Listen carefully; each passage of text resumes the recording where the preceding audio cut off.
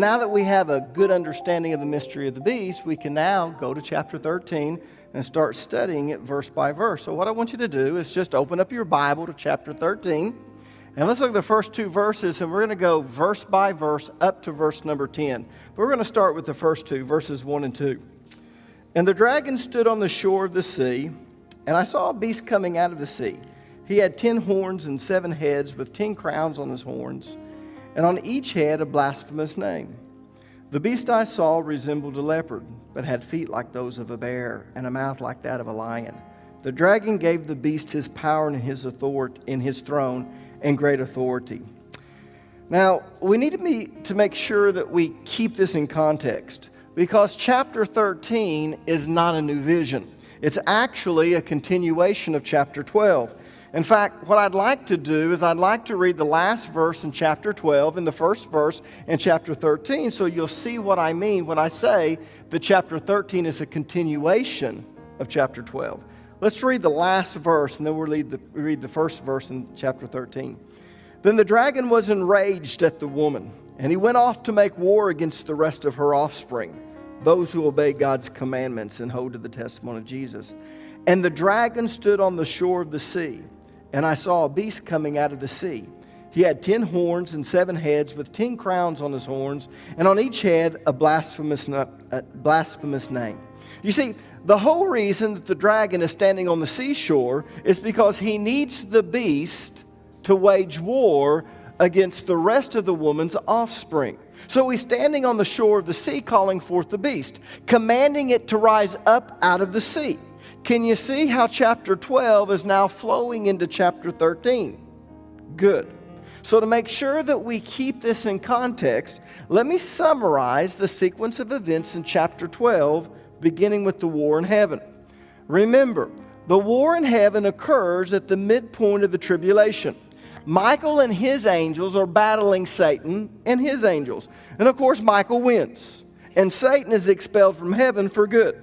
You see, contrary to what most people believe, Satan still has access to heaven. Look at verse number 10. And I heard a loud voice saying in heaven, "Now has come salvation and strength in the kingdom of our God and the power of his Christ." Now what does a colon do? A colon introduces an explanatory clause. He's going to explain something to us here. For the accuser of our brethren is cast down, which accused them before our God day and night. Now I want you to think about this verse here.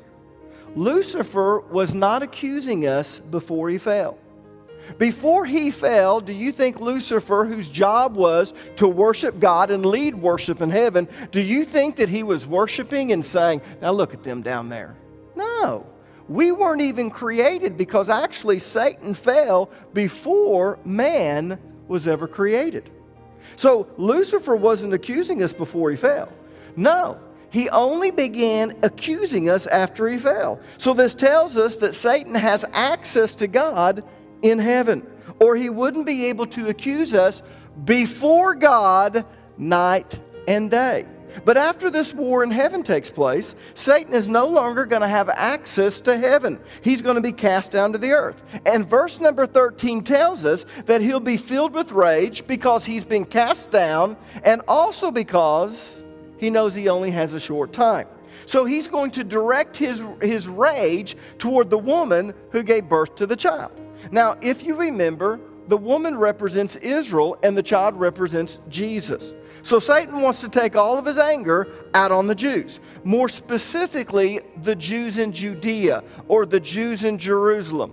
Now, Pastor, how do you know that? Well, we didn't find that in the book of Revelation, but when we studied the Gospels, we found out in the Olivet Discourse where Jesus was talking to his disciples about the end of the world. He said, when you see the abomination of desolation take place, and when does that happen? At the midpoint or the middle of the tribulation. When you see the abomination of desolation take place, those in Judea flee. So we know that he's going to turn his rage upon the Jews in Jerusalem. But they're going to escape to the wilderness, and they're going to be supernaturally protected by God. So when he's unable to get to them, he then is going to turn on the rest of her offspring, the 144,000 and their converts. And this is where the beast comes into the picture. As I said, the whole reason that the dragon is standing on the seashore is because he needs the beast to make war against the rest of the woman's offspring. So he is standing on the seashore calling for the beast to rise up out of the sea. And that brings us back to verses 1 and 2 in chapter 13. And knowing that, we can now study these 10 verses. So let's go on. And the dragon stood on the shore of the sea, and I saw a beast coming out of the sea. He had 10 horns and 7 heads with 10 crowns on his horns, and on each head a blasphemous name. The beast I saw resembled a leopard, but had feet like those of a bear and a mouth like that of a lion. The dragon gave the beast his power and his throne and great authority. Now, by now, you should know that the beast represents the revived Roman Empire. And this empire is going to be unlike any empire before it. I say that because this empire is going to be a combination of the best characteristics of the previous kingdoms that we've studied. That's why it has 7 heads, and the body of a leopard, the feet of a bear, and the mouth of a lion. It's combining the best traits from all the previous empires into one super empire. So 6 of the 7 heads represent past kingdoms or empires. The different body parts represent specific empires from the past.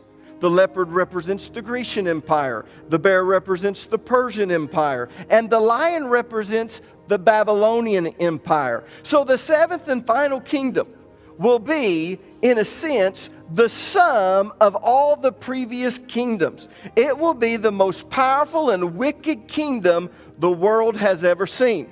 Now, you can tell by reading the first 2 verses that this is going to be the most powerful kingdom the world has ever seen. Take America in the height of its glory and its power and multiply it by 100. That's how powerful this thing is going to be. But it's also going to be the most wicked. Now, how do I know that? I know that because it says that its power and authority comes from Satan. Look at the last part of verse 2. The dragon gave the beast his power and his throne and great authority. Verse 3. One of the heads of the beast seemed to have had a fatal wound, but the fatal wound had been healed. The whole world was astonished and followed the beast. Now, heads represent what? Kingdoms. Repeat after me. Heads represent kingdoms. So this is talking about one of the kingdoms, not the Antichrist. You see, a lot of scholars teach that the Antichrist is going to suffer a fatal head wound, and then he's going to be miraculously healed. Well, I can see that, and especially when we get down to a few more verses, when we're talking about the false prophet, we can see how the Antichrist might have a fatal head wound and he's going to be miraculously healed. But in this verse, it's not talking about the Antichrist. It's talking about one of the previous kingdoms, one of the heads, because heads represent kingdoms. All right? And we know which one of the kingdoms it represents because of history. Let me give you a little history lesson. Every one of the previous kingdoms that we've talked about, they were conquered and absorbed into the kingdom that conquered it, with one exception, the Roman Empire. So even though every one of the first 5 kingdoms eventually fell, in a sense they still continued on because they were absorbed into the next kingdom. The only exception was the Roman Empire. It fell, but it was not absorbed into another kingdom or another world empire. So basically, it died. And that's the fatal wound that John is talking about. But the Roman Empire will be revived in the last days. In other words, this fatal wound is going to be healed. That's why we refer to the beast as the revived Roman Empire. Verse number 4. Men worshiped the dragon because he had given authority to the beast. And they also worshiped the beast and asked, who is like the beast? Who can make war against him? Now, if you were here last week, you know that Islam is going to be the one world religion. Now, I'm saying that not because that's what the Bible says. I'm saying that because if you study Islamic eschatology along with what the Bible says, you can see how it's setting up to be. In fact, the revived Roman Empire is going to be an Islamic empire. So when the Antichrist comes on the scene, Muslims are going to think that he's their Messiah. He's the Mahdi, the 12th Imam, the one they've been waiting for. But he's really going to be the Antichrist. So if Muslims believe that the Antichrist is the Mahdi, who will they believe is giving him his power? Allah, of course. So they'll think that they're worshiping Allah, but they're really worshiping the dragon. In fact, Allah is the dragon. There it is. I said it, but it's true. Allah is the dragon. And let me prove that to you. Turn to Isaiah chapter 14, verses 12 through 14. We looked at this last week, but I want this to be deep in your heart. It says, "How art thou fallen from heaven, O Lucifer, son of the morning? How art thou cut down to the ground, which did weaken the nations? For thou hast said in thine heart, I will ascend into heaven, I will exalt my throne above the stars of God. I will sit upon the mount of the congregation in the sides of the north. I will ascend above the heights of the clouds, I will be like the Most High." Now I want you to underline the word ascend. In fact, it's actually ascend above. Those two words are really a phrase that's translated from the Hebrew word Allah. So the devil is Allah, the one who wanted to ascend above God. Now in Arabic, the word Allah actually means the God. But in Hebrew, Allah means to ascend above. So the Bible reveals who Allah really is.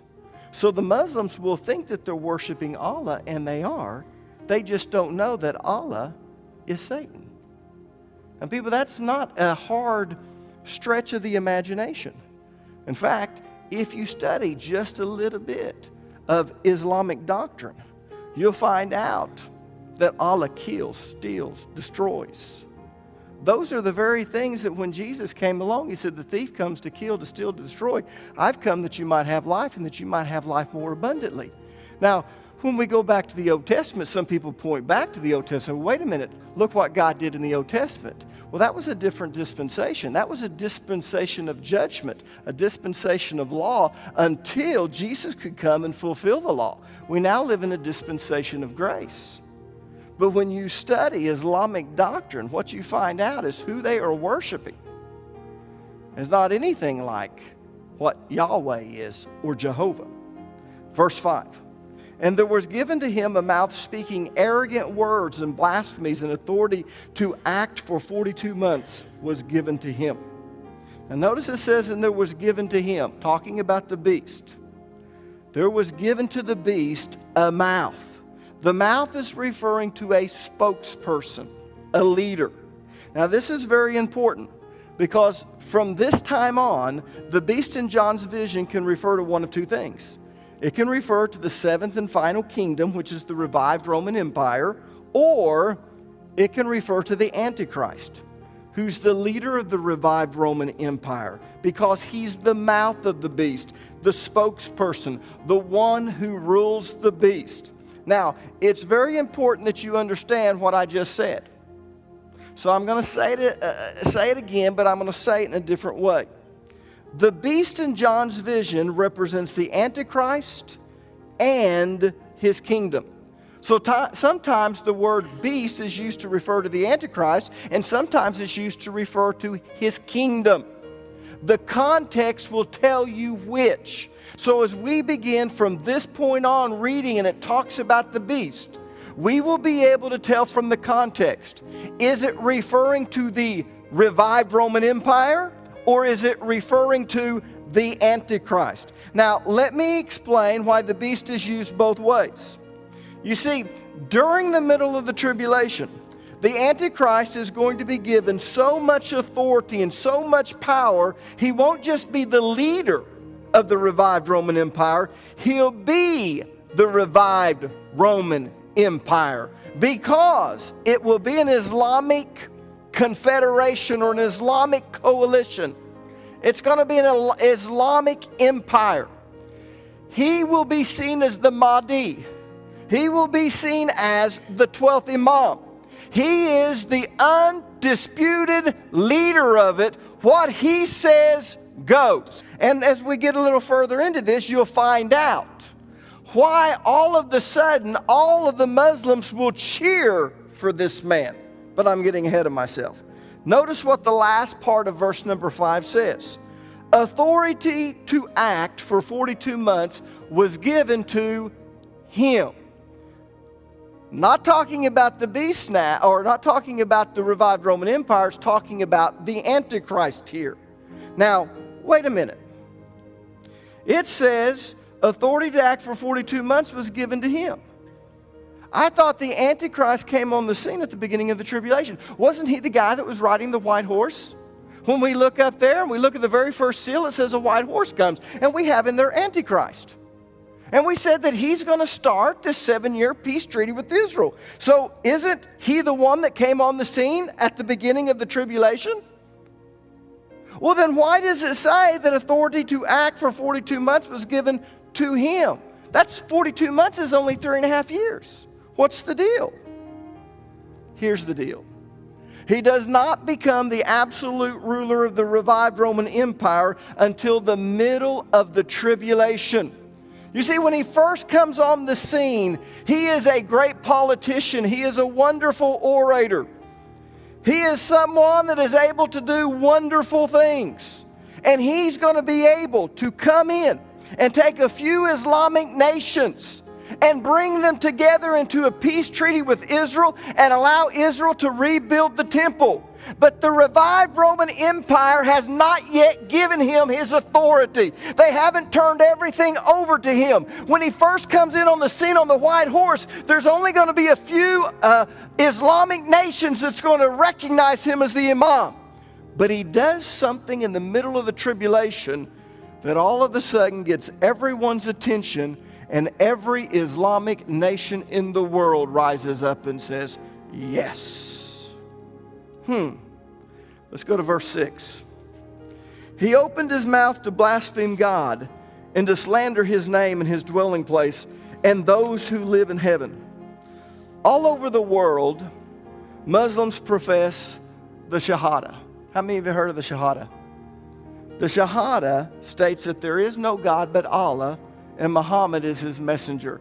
Now, some of them say there is no God but Allah, and Muhammad is his servant and messenger. They say this to distinguish their God from the Jews' God and the Christians' God. And I'm really glad that they do, because we do not serve the same God. Let me state that again. We do not serve the same God. We serve Jehovah, also known as Yahweh. Yes, he has different names that he's revealed himself by. When Moses said, when I go to Egypt and they're going to ask who sent you, who do I say has sent me? And he said, you just tell them that I am has sent you. But when he revealed his name, he came along and said, I am Jehovah. I'm Jehovah Tsidkenu, your righteousness. I'm Jehovah Mekadesh, your sanctification. I am Jehovah Jireh, your provider. I am Jehovah Shammah, which means I'm always present. I am Jehovah Nissi, I'm your victory. But I want you to understand with all of those things, Rapha and Rohi and all of those, he starts with Jehovah. He is Jehovah, also known as Yahweh. They serve Allah, the one who wanted to ascend above Jehovah but failed. And who is Allah? Allah is the dragon, the one who gives authority to the beast. So naturally, the Antichrist receives his authority from the dragon. And therefore, he is going to blaspheme the one true God. But he's also going to blaspheme, according to this verse, those who live in heaven. And who would that be? Who lives in heaven? Christians. Before this time, the rapture will occur. The Christians will go to heaven.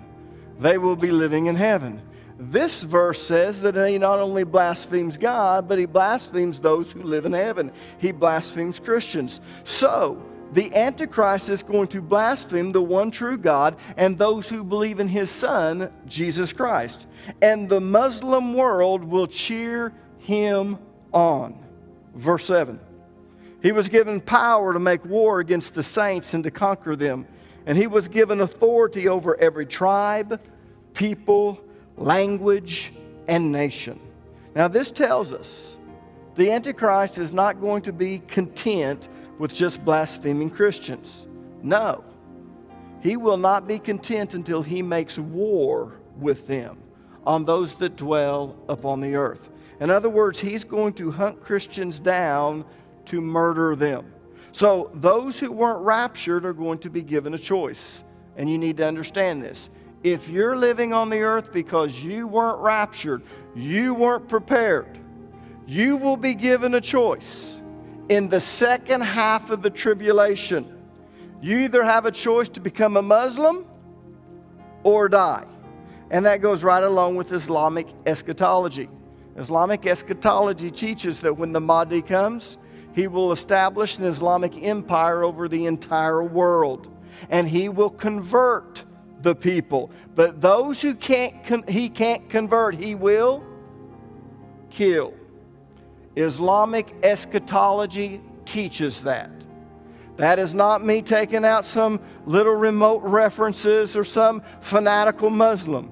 If you read and study Islamic eschatology, when the Mahdi comes, he will convert the world to the Islamic faith. And those he cannot convert, he will kill. Now, the last part of verse number 7 is interesting. Look at the last part. And he was given authority over every tribe, people, language, and nation. Now, most scholars take this to mean that the Antichrist will rule the world. And the scriptures seem to bear that out. But it's not that way until the second half of the tribulation. During the first half of the tribulation, it won't be that way. You have all these different nations and they're kind of doing their own thing. But as we began to see the seals take place and we began to see the trumpets take place, if you thought this economic crisis that we're in is something now, you haven't seen anything. We're going to have an economic crisis. We're going to have a climate crisis. We're going to have all types of a crisis. But there's going to be one person that's going to show that he is such a capable leader in what he's doing in his little area that the world's going to be fascinated by it. And so, this person at the second half of the tribulation is going to receive his full power and authority. Now again, if you've been reading and going along with me and processing this information, you know that it's not until the middle of the tribulation that the beast rises up from the sea. Did the beast rise up from the sea in the first half? No. The seventh trumpet blew. When the seventh trumpet blew, we were at the midpoint of the tribulation. The war in heaven takes place. Satan is cast down. We also saw in chapter 11, the two prophets are killed. And then we see the abomination of desolation take place. So, the question is, why would the beast rise up at the second half of the tribulation? It's because of what I just said. The abomination of desolation. You see, in the first half of the tribulation, the Antichrist is just a ruler over three empires or three kingdoms. Remember, he plucks up three. And he is the king over that. They're submitting to him, and he does such a good job. And he has this peace treaty with Israel. But in the middle of the tribulation, the abomination of desolation takes place. The book of Daniel tells us that. The Mahdi, the 12th Imam, will go into the temple and he will declare himself to be God and demand to be worshiped. And at that point, because of the world, and I showed you the video and you can go study the statistics, It's only continuing on. Islamic faith is growing 4 times faster than Christianity. Did you know that? 4 times faster than Christianity. Every year, it's growing 4 times faster than Christianity. So by that time, it's going to be an Islamic world. And when this man who came along, and there's going to be this fanatical group that says he's the imam, the other Muslims are going to sit back that's not part of those 3 nations. And they're going to watch him. And they're going to go, ooh, I don't like what he did. But the others know what he's doing. Oh, it says he's going to come in and he's going to convert many of the Jews, and that's what he's doing. But when he comes in at the middle of the tribulation and commits the abomination of desolation, they're all going to go, yes! He is the imam. And they are on board. The 10 kingdoms are Islamic kingdoms, and they're going to give their authority to him for one brief moment. Look at Revelation 17, verses 12 through 13. The 10 horns of the beast are 10 kings who have not yet risen to power. They will be appointed to their kingdoms for one brief moment to reign with the beast. They will all agree to give him their power and authority. The brief moment is for 3.5 years, 42 months. Verse number 8. All inhabitants of the earth will worship the beast, all whose names have not been written in the book of life belonging to the Lamb that was slain from the creation of the world. Again, verse number 8 is telling us that you will have a choice if you're not raptured. You can either become a Muslim and worship the Mahdi and the dragon who has given him his authority, or you can be persecuted. So guess what? Everyone becomes a Muslim except for a few Christians. Those who became Christians after the rapture, because they know better. But everyone else will worship the beast. Look at verse 8 again. All inhabitants of the earth will worship the beast. All whose names have not been written in the book of life belonging to the Lamb who was slain from the creation of the world. So everyone will worship the beast. Allah. Verses 9 and 10. He who has an ear, let him hear. Anyone is to go, let me say that again. He who has an ear, let him hear. If anyone is to go into captivity he will go. If anyone is to be killed with the sword he will be killed. This calls for patient endurance and faithfulness on the part of the saints. This is not a riddle. The first part of verse number 10, not verse 9, verse number 10, is actually a Hebrewism. Notice what it says. If anyone is to go into captivity he will go. If anyone is to be killed with the sword he will be killed. This is a Hebrewism. It is taken from Jeremiah, the 15th chapter, verse number 2, and it refers to divine providence. Look at Jeremiah chapter 15, verse number 2 up on the screens. And if they say to you, but where can we go? You tell them, this is what the Lord says. Those who are destined for death, to death. Those who are destined to war, to war. Those who are destined for famine, to famine. Those who are destined for captivity, to captivity. Now, if you'll notice, I did not say this is a quote from Jeremiah 15:2. This is a reference to it. It refers to divine providence in the book of Jeremiah. If you remember, Jeremiah was telling them, you don't understand, God's bringing judgment. You need to submit to his judgment. There is nothing you can do about it. This is divine providence. Well, that's exactly what this verse 10 is about.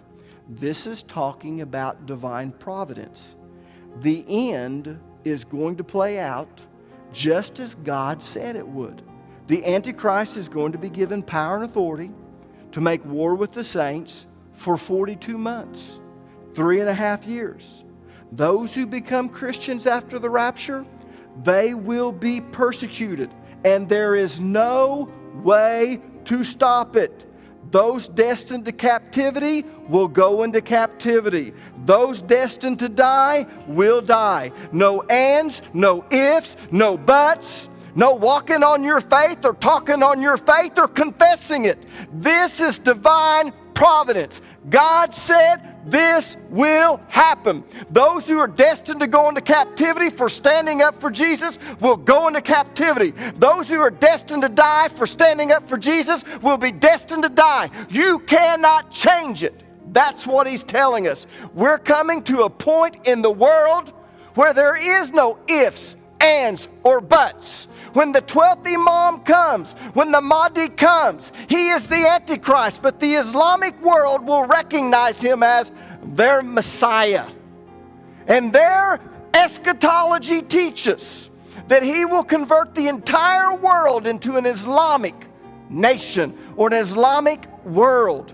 And those he can't convert, he will kill. And so God is giving us fair warning. He's telling us now, while there's still time to do something about it, that those who will go into captivity will go into captivity. And those who are destined to die will die. And you will not be able to change it. So, notice the last part of verse 10. This calls for patient endurance and faithfulness on the part of the saints. Wow.